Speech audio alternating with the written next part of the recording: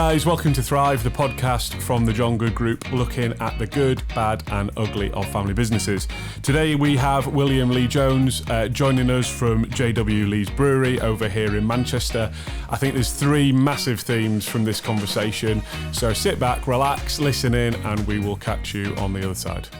Well, William, thank you for joining us on Thrive. I'm going to start off by asking you, as we're sat in this amazing room, what does it feel like to be standing on the shoulders of so many giants that have been so influential in the company's history? How does that make you feel? Wow, difficult question to start with. I think like all family businesses that you go through cycles, and in my mind, I was never overfaced by coming into the family business, and it's really a question of each generation begins a new chapter, and so it's what are we going to do differently in this chapter that we weren't doing previously. Okay. So when you look around a room like this, do you see yourself as a portrait one day of one of the influential people that made that change as the generation shifted? Is that something you ever reflect on? No, I'm kind of not really interested in having my portrait done. It's weird because this whole room is a fake in that this is something that we created. So okay. Historically, on this side of the room, we've got the panelling from Thomas Beatty's in Liverpool, which was a business that we bought. And that extends to this little corner as well. And then that side has been faked by some people that make bars for us. Okay. So, yes, on the one hand, you've got all of the heroes of each generation of our family business, but we haven't got enough wall space, and so all the villains have been taken down. And so if you're up on the wall, you're a hero. If you're not on the wall, you're a villain. That's how it works. I'm not saying that I'm a villain, but I think there's a little bit of vanity that, if you look at the grandfather clock here, mm-hmm. Bear in mind that this room basically hasn't changed much since 1828, since the business was first founded. Okay. And so I remember my father, who's got his picture up there, he was the first non-London brewer to be a master of the Brewers Livery Company in the City of London. And so when you're in one of those sort of public positions, you're allowed to commission a coat of arms. Okay. So he went down with the Weave Truth with Trust logo on the grandfather clock, mm-hmm. To be told by the College of Arms that it was just a Victorian forgery. But it'd been something that we thought was true for over 100 years. So you kind of keep finding these things out. Superb. Okay, so let's go all the way back to the start. Just talk to me about how the business was founded in those early years for the business. So John Lees, who you can see behind you, mm-hmm. sort of his portrait looks like he was about 14. I was a very young man, judging by the portrait. And if you go into every single one of our pubs, you'll find his portrait above a fireplace with two sort of standard armchairs on either side of it. Okay. And that's very much part of our story. We want people to feel that they're in a family business. And so that portrait of our founder, and the strange thing is that this was his hobby business, that he previously had been in the cotton trade. Okay. And so he sold his cotton mills, and in 1828 he started a brewery. Mm-hmm. And it was, like I say, it was a bit of a hobby business. And then he had two sons. They kind of kept the business going, and then it was really his grandson, this formidable John Willie Leeds, who mm-hmm. He rebuilt the brewery in 1878. He died in 1906. He was a proper entrepreneur. Okay. And he was really the visionary that when he passed away in 1906, the business went into the trusteeship that my grandfather benefited from. And so he then inherited the business with his brother. He bought out his brother. My father and uncle then came into the business in the 1950s. Mm-hmm. And then my brother and cousins and I joined the business in the 1990s. And so since 1906, we've had perhaps a clearer history than the early days. Okay. So you came into the business in the 90s. Talk to me about how your career started within the family business. I think like everybody in any family business, that I started basically humping boxes of beer up steps during the sort of school holidays. Okay. And it was one of those ones where, I used to typically go and work in one of our shops. We had wine and spirit shops in those days. When I look at my kids, they've all worked in the business in different contexts. I think my youngest has been, he's been P45 twice now. He's not very good at doing his online training. Right. And it's one of those ones where, it was a great moment. I say it's a great moment, it's a funny moment. 3 or 4 years ago, he's sort of got some post, and kids don't get much post. Mm-hmm. And he's opening this letter. He goes, "Dad, I've been sacked again."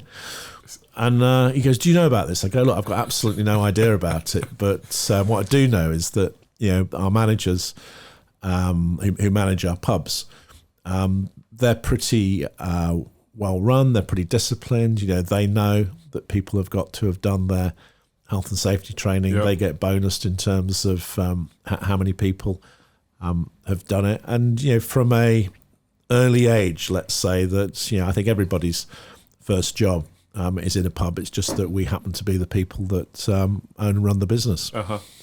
And so you got involved. You're working your way through the ranks here. When did you always know you were going to take on the mantle of running the organisation, or did that sort of evolve over a period of time? No, I didn't work my way through the ranks. Okay. So I used to work in the shops, and then just before going to university, I did a shift working in one of our pubs for 4 or 5 months. Mm-hmm. Got some money together before doing a bit of travelling, and then I went off down to London. Ended up running an advertising agency at the tender age of 28. Okay. And one of the things that we have in the business is a sort of 5-year rule that everybody spends 5 years learning a craft, doing something different before coming back to the family business. And I actually spent 8 years down in London after graduating. And I'd come home, and my grandmother would be there, and she'd say, "When are you going to join your father and uncle in the business? Can't you see that they're getting old? They need your help." And so I joined the business and was quickly parachuted into a senior management role. Okay. Whereas my brother and my cousin, they really were working their way through the ranks, which seemed a little bit unfair at the time. But then I ended up as managing director, and that was never necessarily the intention. But at the same time, that was how it worked out. Okay, and when you landed back in on that day one, and your relatives have been in the business for a little while, and you've come in at the senior role, how did that work? Was it all positive? Was there some sort of ruffled feathers? How did you go through that period?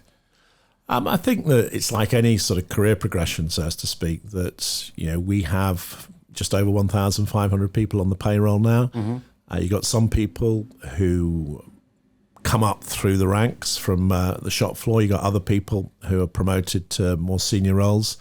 One of the things that I was able to bring to the business was an experience of sales and marketing. We'd never really had that previously, and so from a pretty early stage of joining, was able to make an impact. Mm-hmm.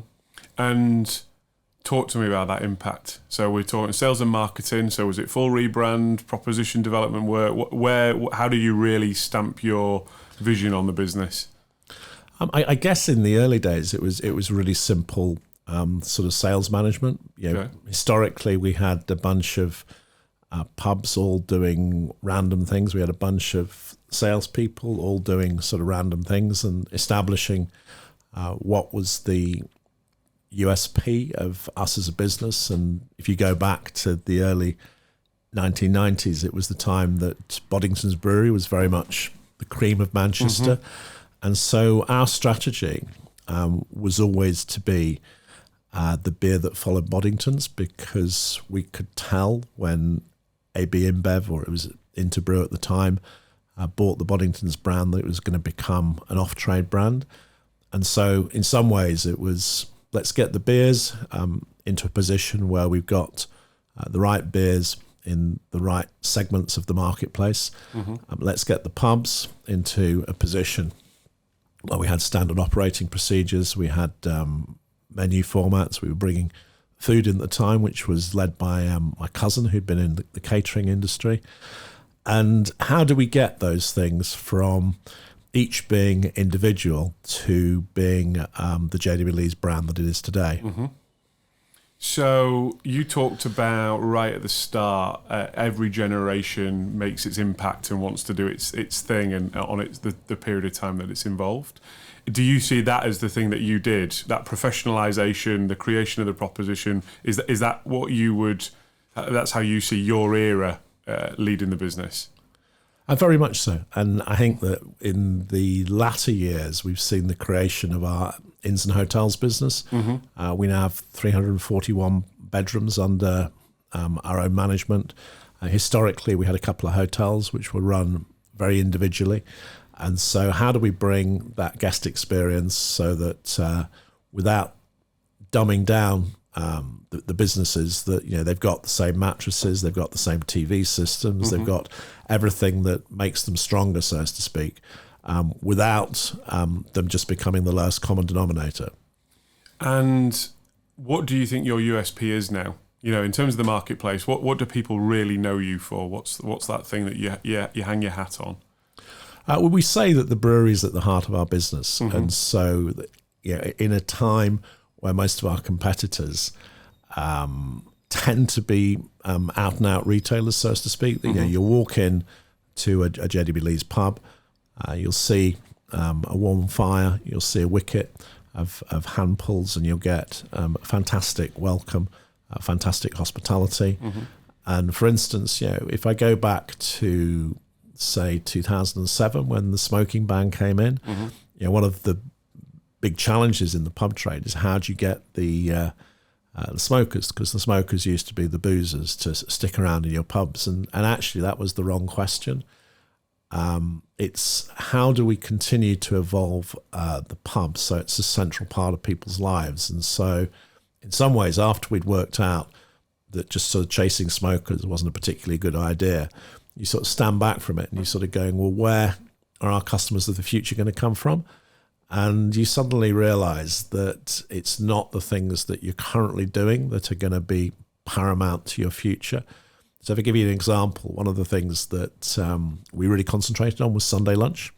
Okay. And so the idea of how do we go from a sort of cheap cut of beef to a really good piece of meat. Some people like mashed potatoes, some people like roast potatoes. Mm-hmm. Why don't we serve both? Why don't we serve limitless Yorkshire puddings, limitless gravy? And then we got ourselves in a position now where our busiest pubs are doing 350 Sunday lunches. It's become the second or third busiest day of the week, which is kind of unusual because mm-hmm. We used to be a sort of Friday night, Saturday night business. And in my mind, it's very much where we want to be in the future. Mm-hmm. So that's a really positive example of innovation in the face of challenge in an industry which has been full of challenges over the last 20 years. Smoking ban's one of those, pandemic's another. Do you want to talk to me about the time where it was really looking gloomy? The outlook was really negative, and just what was going through your mind in the business and those actions and steps that you had to take? I think that for anybody in hospitality, the lockdown was probably the biggest challenge that any of us are ever going to face, because we had a government that said that we couldn't trade. And so, they always say in any business that cash is king. We count the cash on a daily basis. We take a lot of cash, although these days it's mostly plastic. But at the worst point of the lockdown, we were burning through £600,000 worth of cash in 1 week. Okay.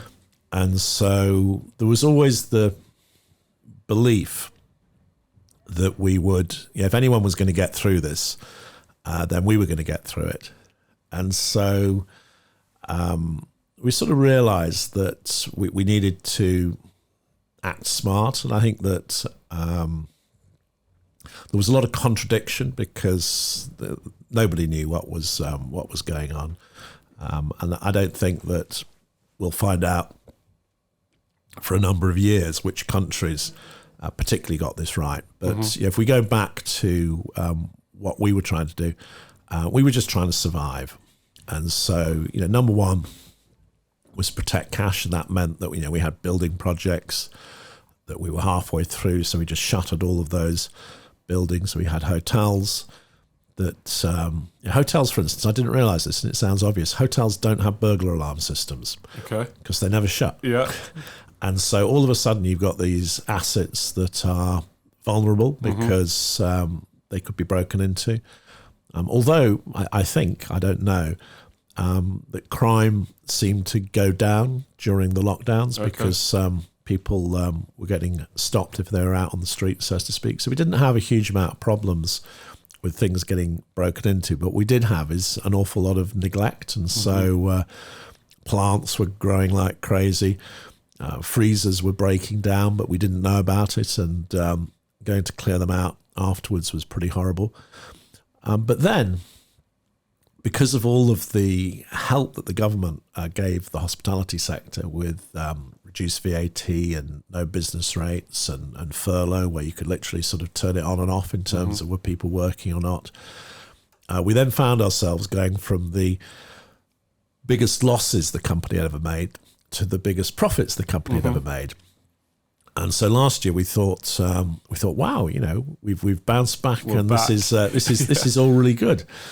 And then we went into the energy crisis with the war in Ukraine, and I think that with high interest rates at the moment, that we've almost had 3.5 years of management to survive, and getting people to realise that we have the sort of same old challenges that we had before we went into all of these things.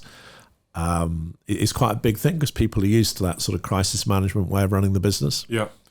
Has that, run of events, do you see fatigue in the team in terms of, there's another thing and there's another thing, and trying to find what the new normal looks like is still, for many businesses, still feels slightly out of reach because it's just challenge after challenge after challenge? Have you seen any of that in your teams? I think that we've been less exposed to it than places like central London. I think that there's been a huge reluctance for people to get back to business as usual, so to speak.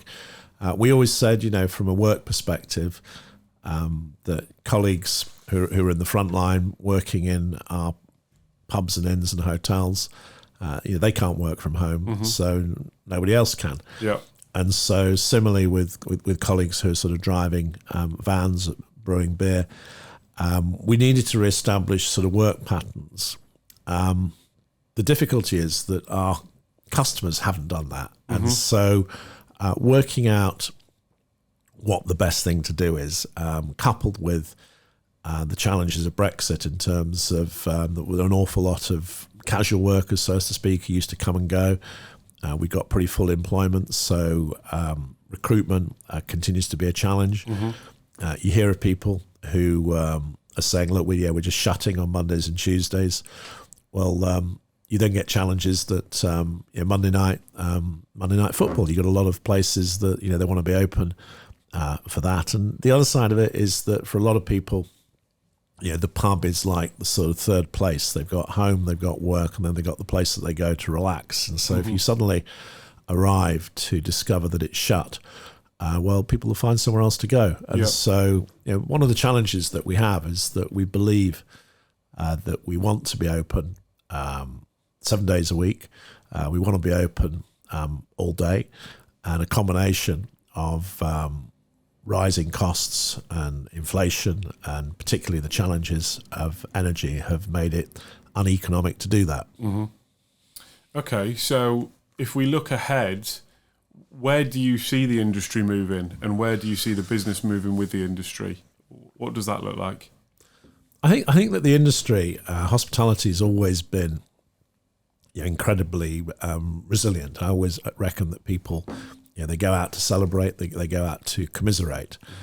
And so as long as we're not doing anything completely stupid, and we're keeping an eye on all of those costs, I think we're going to be okay. But it has been challenging because we've got a whole generation of managers who haven't had to deal with high levels of inflation. We've had things like our electricity price that trebled. Yes, if you put a load of behaviours in and change the way you do things, you might be able to reduce the amount of electricity used by 20, maybe even 30%. But it's not going to defray that very high volatility that we've experienced. Similarly with raw materials, and so this has led to a lot of increases in prices. We talk about food price inflation, which is still bouncing around between 10 and 15%. Yep. And you get to a point where people are struggling to turn on an oven to heat up a can of soup, so to speak. So what chance have you got that they're going to go out and spend? And you're seeing that dip in sales around some of those sort of food products. At the moment, I think we're in a little bit of a sort of paradise. It's the summer. Okay. I think it's going to be a long, hard winter. We're just starting to see on different days sales below last year, which when you think that prices are up more than 10%, so to speak, that indicates a reduction in the level of footfall. But at the same time, we'd like to believe that what we offer is it's an affordable treat, so to speak. It's something that's part of people's lives, and certainly people really valued being able to go back into pubs again after they've been reopened after the lockdown. Okay. Let's change tack slightly. Let's talk back about the family. So talk to me about the how many members of the family are in the business at the moment? What roles do they do? How does that all work? So at the moment, there are two of us in the family in full-time roles, which is my cousin Michael, who's our production director, and myself. My brother, he works in the company 3 days a week, doing acquisitions. He's a chartered surveyor. Okay. He had been our property director, and he stepped down to 3 days a week, probably about 5 years ago. My father, who's just celebrated his 90th birthday, wow. He comes into the business once or twice a week. He was our chairman until 2 or 3 years ago, and still sits on the board, as does my uncle, who's again in his late 80s. My sister, who is a fund manager down in the City of London, she is a non-exec. She looks after our pension fund. My cousin, who again, she was our catering manager. She set up catering within our business. She stepped down from a day-to-day role probably about 10 years ago now. And so we have the 5 members of the 6th generation and the 2 members of the 5th generation. So the 7 of us all sit on the company's main board. And then we have my eldest son, who's 27. He's just joined the business, so he's on his induction at the moment. Okay. So he's one of 11, and if you ask me next, is he going to run the business next? I've got no idea. And so, like lots of intergenerational family businesses, his youngest cousin is doing their GCSEs, or has just finished their GCSEs. Yep. And so one of the things that we try to do is that once, twice a year, we get all the family together. And so all the cousins have quite a good relationship, and we do some sort of businessy type stuff with them, which is quite challenging because if you've got some at university and some, like I say, doing GCSEs, giving them sort of an economics masterclass isn't going to go down too well. Yeah, absolutely. And so we're very keen for JW Leeds to remain an independent family business. And that level of business education for the next generation of the family we see as being really important. Again, we have the 5-year rule in terms of go and do something in the big wide world and come back and bring us that experience and those skills. but also between them being 18 and leaving university, to come and do a sort of formal 2-week internship with us where they can learn about the business, to give them some informed information so that when they get a bit older, so to speak, that it's not just this business up there in Manchester that makes beer and has a few pubs. Yeah. So despite maybe not having a formalised succession process in place, there is actually quite a lot, isn't there, to bring the generations together. Do you rely on it? Is there a family charter? Is there any sort of rules that are written down that you lean back on, or is it all handled reasonably informally? We have a family constitution. Okay. And that kind of came about probably 20 years ago after we'd engaged with the Family Business Network. Mm-hmm. And we went off and we attended the Leading the Family Business program at the business school in Lausanne. And so we worked with a number of advisors. And I think probably at this moment in time, the biggest thing that we've done is bringing in non-exec directors. Okay. So our chairman is a corporate lawyer by training. He's a guy called Jim Tully. He went into the Co-op Group as their chief legal counsel to sort out all the mess that was there, and decided that he wanted to have a plural career in business rather than go back into professional practice. And we've also recently recruited Simon Townsend as a non-exec director. Simon was until quite recently the chief executive of EI Enterprise Inns, mm-hmm. which was the biggest pub company in the UK. And I guess that from the two of them, what we're looking for is for them to be a bit of a foil for the family so that they can coach and mentor the next generation of the family, mm-hmm. and at the same time say to their respective parents, you've got a job to do as a parent, you've got a job to do as a coach, so as to speak. So let's keep these things at a distance. Yeah. Okay. You've got a number of family members, whether that be executive roles or around the board. How does decision making work? Do you find that it spills out into lots of other family occasions, or is it very clearly around the board table? How does that all work within the business? Well, the good thing about a business like ours is that it's all about empowerment. That we work really hard at the sort of systems and processes that we have in the business.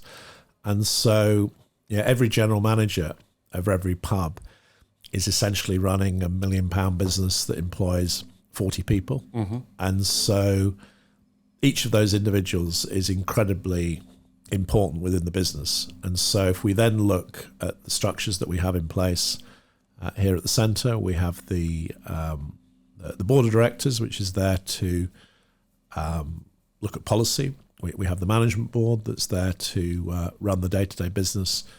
And then we've got the various heads of department who are there to sort of deliver against that plan. And so I guess that I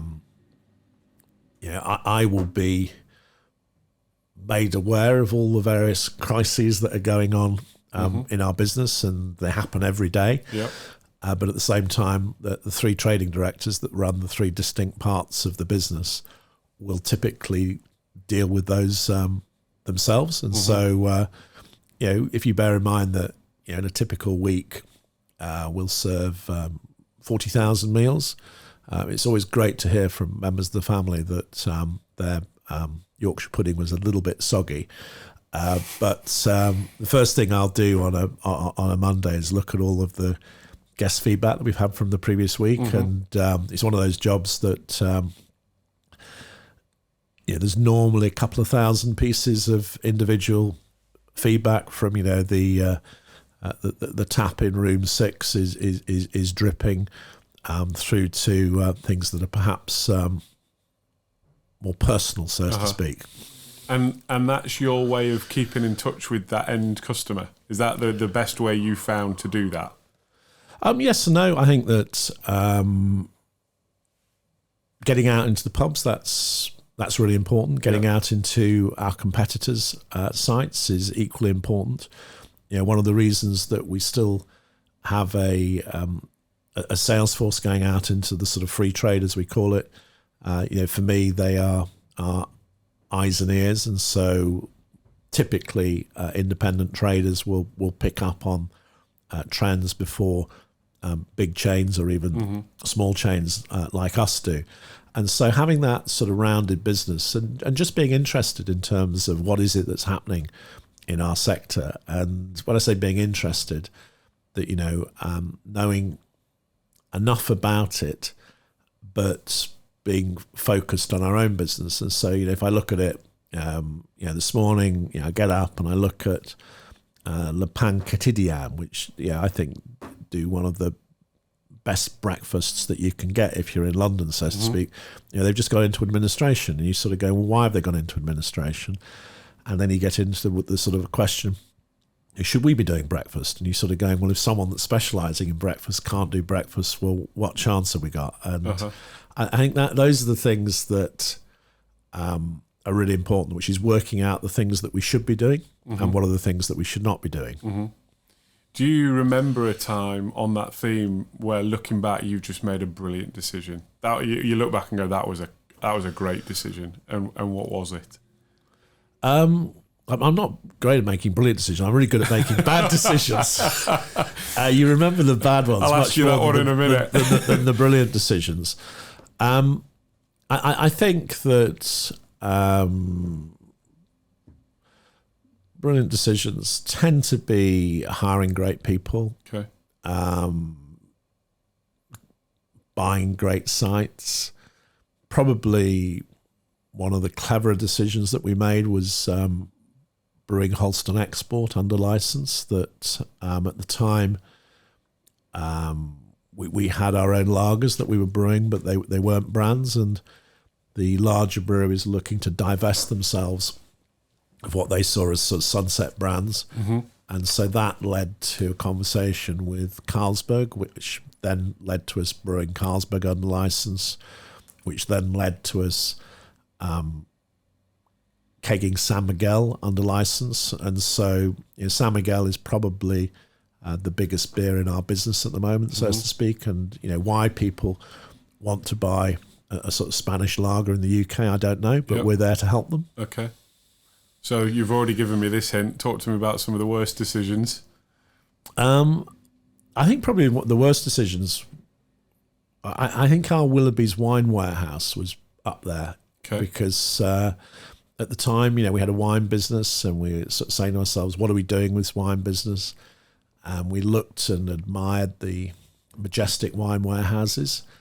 And so we got all the numbers, and we did a pilot site, and the pilot site went really, really well. So we then, feeling overly confident, we gazumped Majestic on a site, and they did what any big brand does, is they went and go look at our operation, and then they opened up just down the road.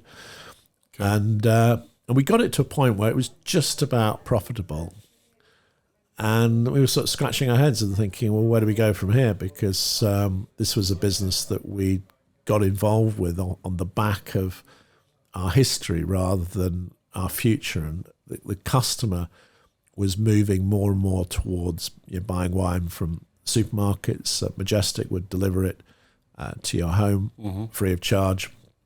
And all of a sudden you kind of realise that the reason they've got such a brilliant business is not that it's a retail business. It's the fact that they've got all of these stores up and down the UK that act as little mini remote warehouses, so that they can then run their internet business on the back of the stores. And we suddenly realised, we didn't have that. And so that was the learning. And they always say, it's a lot easier to get into things than to get out of them. So we've finally got out of that business. Our last lease has been assigned to someone else. Yeah. And you live and learn. But I think that if you never try anything, you never go forwards. Yeah, absolutely. So what would if the listeners were to take a lesson from that, what would you say the lesson is? Know your strengths, and I think in that case, we were just spreading ourselves too thin in terms of management time. There was things going on all over the business, and we ended up being massively overstocked. We were running a great business. But then you sort of scratch your head and you're sort of going, well, we've got it to break even point. Do we want to roll it out? You're sort of going, absolutely not. And if we'd spend a little bit more time in preparation, then we probably wouldn't have done it. But then if you overanalyze things too much, then you never do anything. Correct. Okay. Let's switch tack again slightly. Sustainability. It's a big issue facing businesses all over the country. How is that impacting your trade, and what is the business doing to address some of those issues? Sustainability has always been huge from a brewing perspective. And so if you go around a typical brewery, we have strange names for things in breweries that we don't call water, we call it liquor. Okay. So the first thing you do is that you have a cold liquor tank and a hot liquor tank. Mm-hmm. And so we happen to be in the perfect part of the UK to brew beer. And we owe that to our competitor, Joseph Holt's, because Sir Edward Holt built the aqueduct that brings water to Manchester from Thirlmere in the Lake District. Okay. So we unashamedly brew our beer with tap water. Mm-hmm. And people will say that you have to go to Burton-on-Trent because of the Burton water. So you start with the water, and you then boil the water, and you then have to cool it down. And so to do that, you use a paraflow. Mm-hmm. And so the hot water gets colder, the cold water gets warmer.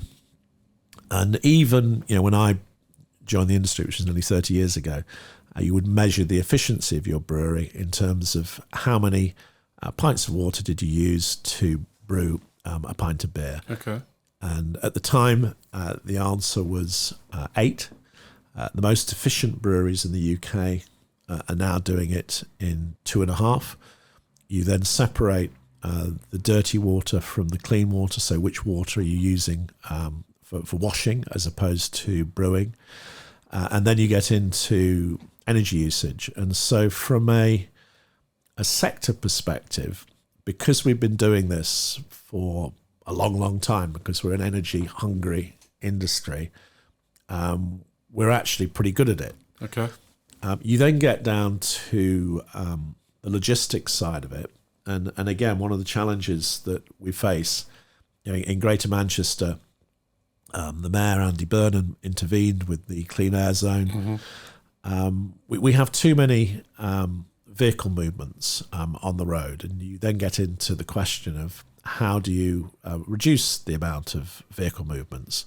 And we all know that you can go on your phone and a van will deliver something to your home tomorrow, and you sort of scratch your head and you think, is that really economic for them to deliver that one toothbrush or whatever it might be? So how do we reduce the number of vehicle movements on the road? And it's something that people aren't talking about. And so what I'd like to see in our sector is some form of consolidation, where for that last 10 miles that the industry can work together. And it's something that has happened in other European countries. It's not happened in the UK. Similarly, from a food perspective, that you'll have some sites that, again, they get hundreds of deliveries every month. Mm-hmm. How can we could reduce those movements? And then you get into waste. 98.5% of all of the waste that goes into our bins in all of our pubs is recycled. How do we do that? We don't separate the waste, which kind of people scratch their heads and think that's kind of crazy. But what we do is that we work with a waste disposal company who use all of the magnets and sieves and clever industrial ways of recycling industrial waste. So that all happens on their sites, not on our sites, which means that we're much, much more efficient than, say, a local authority. And so to answer your question, we've taken a very positive decision that we will not be greenwashing our business with silly things like solar panels that don't work. Mm-hmm. And what we will be doing is that we'll be engineering our buildings and our processes and training our people in a way that is sustainable from a long-term perspective. And so what are we doing about it?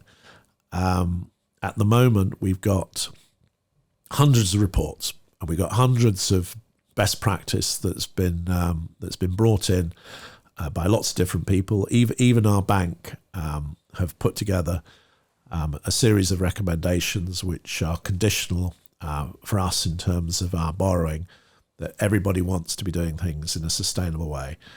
And so to interpret all of those rather than give individual interpretation, we brought an MBA placement student in. And so their job is to go through every single different report and to help us come up with a meaningful strategy for what that actually means. Interesting approach. So, and how long do you expect that process to take?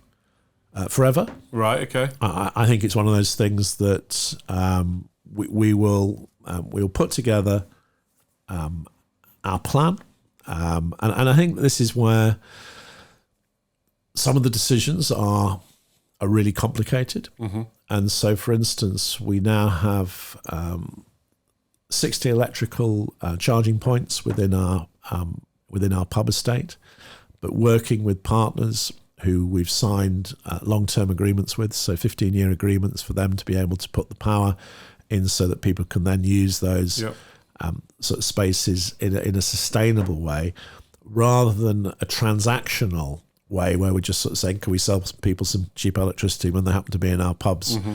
And making sure that the power is at the right level. And when you take it to a board level and you sort of going, well, who drives an electrical car? And you have people say, well, I'm waiting for hydrogen to come along. And you used to go, well, we can't wait forever. We need to decide what our strategy is, so to speak.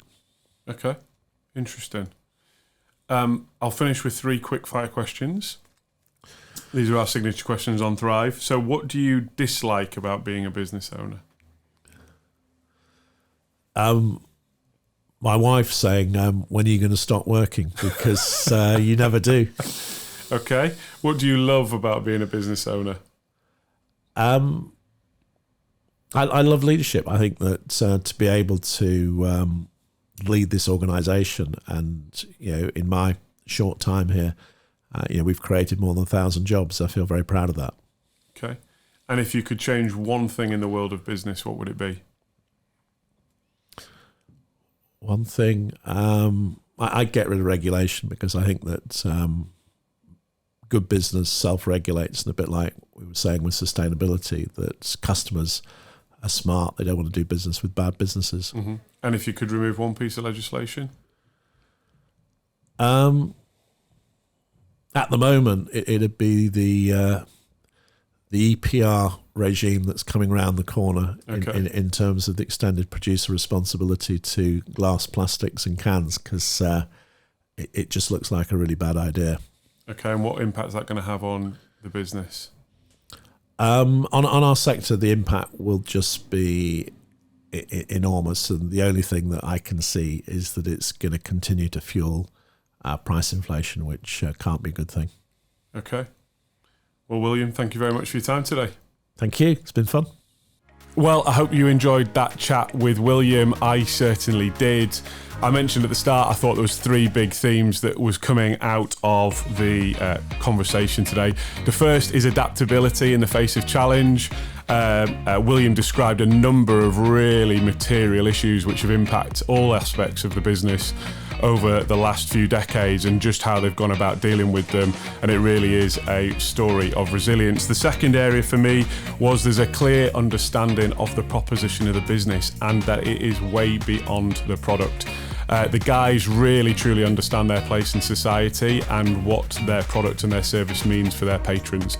So I think that was a really interesting insight from what could potentially just be labelled as a product type business. It is far, far beyond that. Last but not least, was the way that the family handle succession. And despite not having necessarily a formal succession plan, it's really evident that they're thinking about succession all the time. There's the 5 years that people need to spend outside of the business to gain experience. There's the company charter.